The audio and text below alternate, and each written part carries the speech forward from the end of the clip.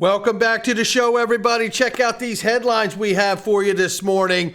The yesterday's Financial Services Committee was straight fire. And let me tell you something, we've got the best of the best highlights for you. Tom Emmer, Warren Davidson, Patrick McHenry, and Byron Donalds.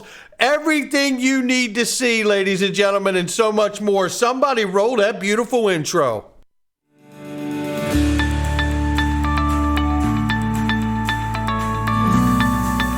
Digital Perspectives with Brad Kimes. Come on in.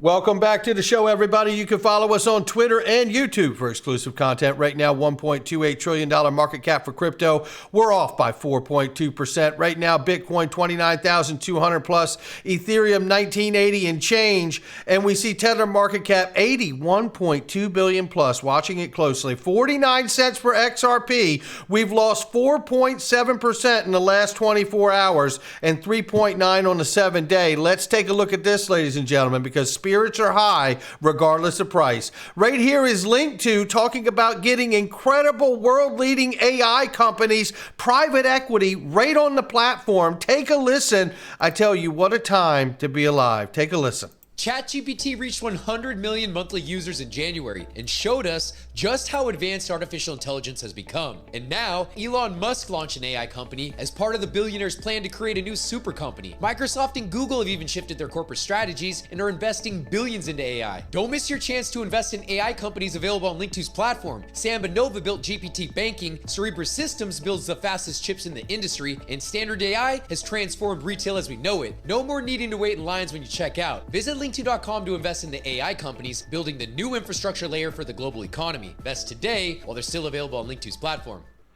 Now, I know all of you love AI the way I do. I'm going to tell you right now, that is an industry that really, really appeals to this audience. Make sure you click the link to Link2 underneath the video. Check out my sponsor and don't mess around. It doesn't last long. I'm telling you, the things go very quickly on that platform. Right here, we see Michael Arrington, shout out to him, who says lawyers are now recommending to their DeFi clients that they geofence out any U.S. users. This will absolutely crush U.S.-based innovation.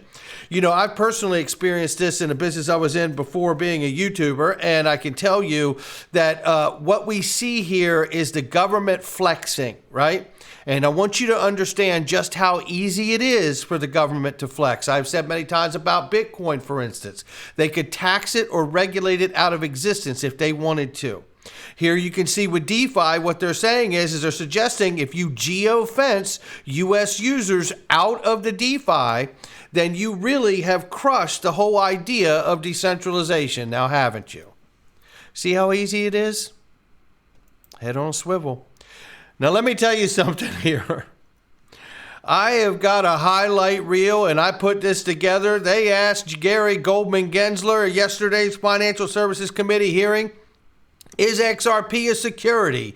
You're an incompetent cop on the beat. Did you facilitate payments for the Steele dossier since you were the CFO of Hillary Clinton's campaign back in the day? Let me tell you, which is a serious, serious charge, meddling with a federal presidential election. I don't mind telling you. Well, there is that and so much more. I have put it all together in a running order for you to see in the appropriate way to see the mount and fight that they put towards Gary Gensler yesterday. And I tell you something, one thing I will say, and I've been hugely critical of all of these gentlemen, Tom Emmer, Patrick McHenry, Warren Davidson, and others on the right side of the aisle for not taking enough action. Maybe, just maybe, they've committed enough energy and have revealed enough of knowing the truth that they cannot retreat from fighting for all of us and innovation in this country. I tell you this, I say here, what Congress should look like when it does its job. Kudos to Tom Emmer, Patrick McHenry, Warren Davidson, and Byron Donalds, I believe it is. Now let's see how their follow through is. That's what we really need to see. Temporary hall pass for now. We need a Congress that's willing to fight the bad actors who actively working to destroy our nation. And don't believe it, it's still true. Here it is. I'm going to let it spin. My understanding is that the biggest crypto failure in history is probably FTX at $9 billion. Were you the chairman of the SEC when FTX collapsed? Yes. And how many times did you meet with FTX prior to their collapse? I think my public record shows 2. You met with FTX at least twice. And arguably, the second biggest crypto failure in history was Terra Luna.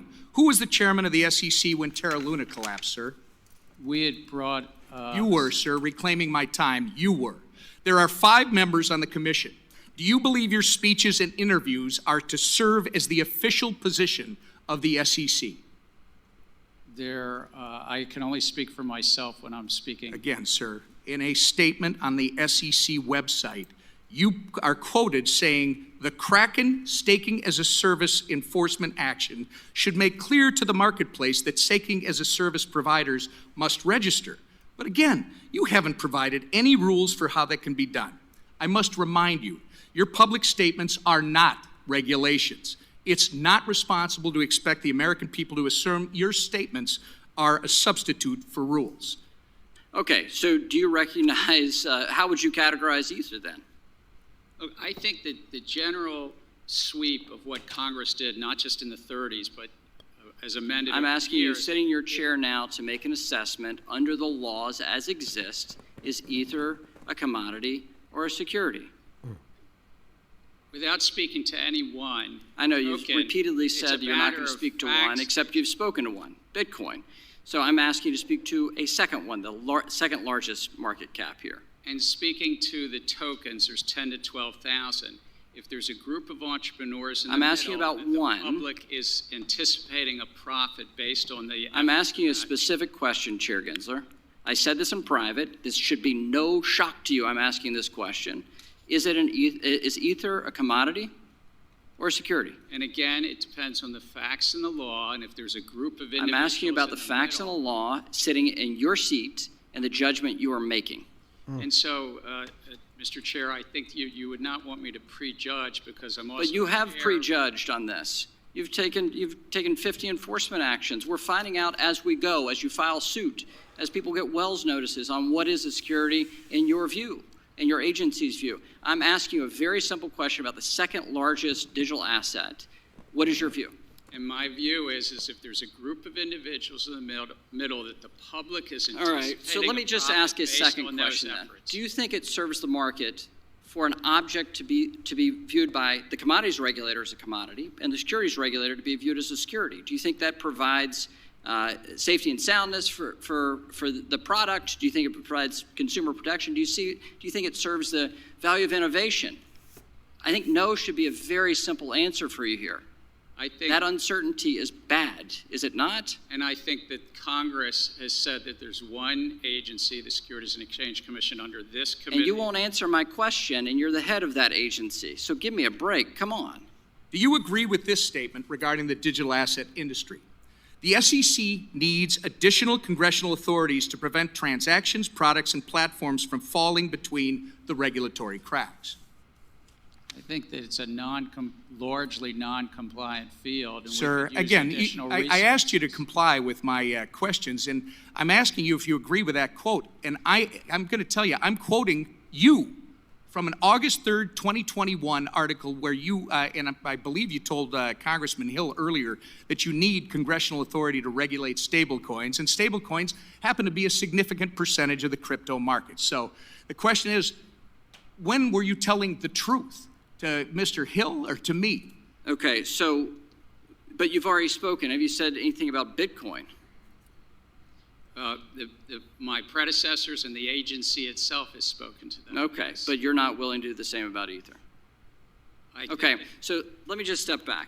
There's a lack of clarity here in the marketplace. Can you at least agree to that? I think that the clarity is there. The law is clear. All that right. There's a group so of individuals who are let me be explicit about this. The market doesn't see it. Your regulatory actions and the CFTC's regulatory actions say that there's a great deal of uncertainty here. it is the intention of this committee to fix that uncertainty and actually provide a sound legal basis for this. You say in your statements that there's clarity in the market and the rules are clear. Just come on in. You can't even answer the question. Chairman Gensler, your record of failures to protect investors and abuses of power make it clear that we need to restructure the Securities and Exchange Commission. The failures are many, but let me cite some of the abuses. You average more than 2 rules proposals a month. You provide inappropriately short comment periods. You have unworkable and unlawful ESG disclosure mandates on the market. You have essentially a Hotel California rule for crypto where you can check in anytime you like, but you can never leave. You have endless discovery with no resolution and no clarity for the captives in the market. You have unworkable proposals for overhauling equity market structure, a de facto ban on crypto through proposed custody rule. You have high staff turnover, unhappy people leaving your office, and unhappy companies and capital leaving our country. To correct a long series of abuses, I'm introducing legislation that removes the chairman of the Securities and Exchange Commission and replaces the role with an executive director that reports to the board where all authority would reside. Former chairs of the SEC will be ineligible under my proposed bill. And this isn't just my take. It resonates across the political spectrum.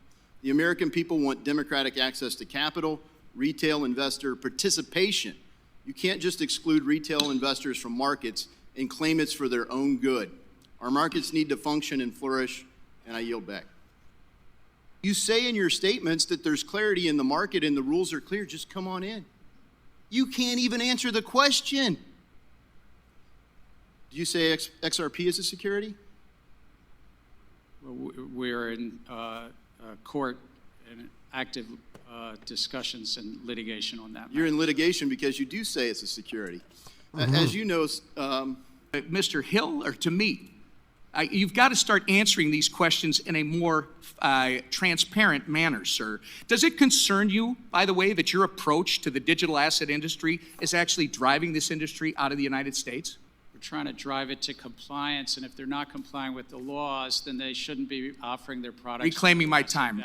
Madam Chair, I would like to enter into the record this Wall Street Journal article from April 14th, 2023, detailing China's ploy to open its banking system to crypto firms in an effort to seize an opportunity created by our hostile regulatory environment, which, Mr. Chair, you're a big part of. Chair Gensler, FTX was domiciled abroad and so is Binance, yet American consumers still had access to both. You can't really think that pushing this industry abroad is going to protect American consumers when it hasn't several times in the past on your watch. You say the crypto market is rife with non-compliance. However, existing SEC rules make no sense for blockchain-based companies, and following them would actually kill these businesses. Your regulatory style lacks flexibility and nuance, and as a result, you've been an incompetent cop on the beat, doing nothing to protect everyday Americans and pushing American firms into the hands of the CCP. Your intention to work against SEC mission and put American investors in harm's way has been made very apparent, sir. It's been a year and a half since you've appeared before this committee. You need to answer to Congress about the issues that you've had with the SEC staff union, the work environment you've cultivated at the SEC that's led to hemorrhaging of senior staff, the intellectual inconsistency of your regulatory treatment towards Bitcoin spot ETFs, and your politicization of capital formation opportunities through your treatment of certain SPACs. And that's just to name a few. Hey, real quick, last question. I think it might have came up. You were Hillary Clinton's CFO in the campaign, right? It's part of my history. Were you? Yes or no? In 2016. Did you facilitate the payment for the Steele dossier since you were CFO of the Hillary Clinton campaign? Uh-oh. Sir. Yes or no? Sir. Yes or no? That was not. You're under oath, Chairman Gensler. Yes or no? I know. It was not something I was aware of. Did you facilitate the payment for the Steele dossier since you were CFO of the Hillary Clinton campaign? Sir. Yes or no? Sir. Yes or no? That was not. You're under oath, Chairman Gensler. Yes or no? I know. It was not something I was aware of. Did you facilitate the payment for the Steele dossier since you were CFO of the Hillary Clinton campaign? Sir. Yes or no? Sir. Yes or no? That was not. You're under oath, Chairman Gensler. Yes or no? I know. It was not something I was aware of. Well, I tell you what, that's an incredible little run of what kind of day that Gary Goldman Gensler had yesterday. And I don't mind telling you, we got a wrap here from this little quick clip because looks like Fox picked up on it too. And shout out to Byron Donalds for even asking. Hey, weren't you the CFO for the Hillary Clinton campaign? And he was stunned. He didn't know how to answer. I think there's a meme on that right now floating around Twitter. And then the second piece was, well, then if you were the CFO, did you authorize the purchase of the Steele dossier? Which, by the way, if we're going to be talking about what's going on in Manhattan with Alvin Bragg, the Steele dossier was actually interfering with a presidential election back in 2016. Hey, well, there you go. Somebody who's not afraid to ask the tough questions, right? Well, this is another one who's not afraid to tell you what's going on here, and it's John Deaton, baby. And he's going to lay it down and give you basically his overview of what went on, and it should scare the living crap out of all of us, as he says. Take a listen to this quick clip here, ladies and gentlemen. The other thing, the number one thing that I took away from this hearing on specific questions that should absolutely scare the living shit out of everyone involved in crypto is the following. It was an open-ended question by Maxine Waters, where she just playing the partisan hack that she played in today's hearing, where she said questions like, do you have authority to regulate the crypto market? And of course he said yes, but she said, I want you to follow up your answer about what is a crypto. And this is what he said. He said, if there's a website, that's indication. If it is software that needs to be upgraded, that is an indication of a security. If there are lawyers who have been hired to come in to meet with us, that is an indication of a security because there's a small group of entrepreneurs involved. Just think about that for a second. The man has been saying for 2 years, come in and talk to us. Come in and talk to us. Now he's saying, if you come in and talk to him and you hired lawyers to do it, that indicates that you have a security. He literally said that today at the hearing. And then he also threw out, if there's Twitter accounts.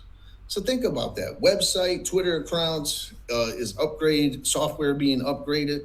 So what's that tell you about what his thoughts are of Ethereum? He won't answer it, people, but you know clearly, meeting his definition, Bitcoin would be implicated. I'm not saying he's saying that. I'm just telling you, if you listen to what he said, wasn't there a Bitcoin Taproot software upgrade? Doesn't Bitcoin get upgraded?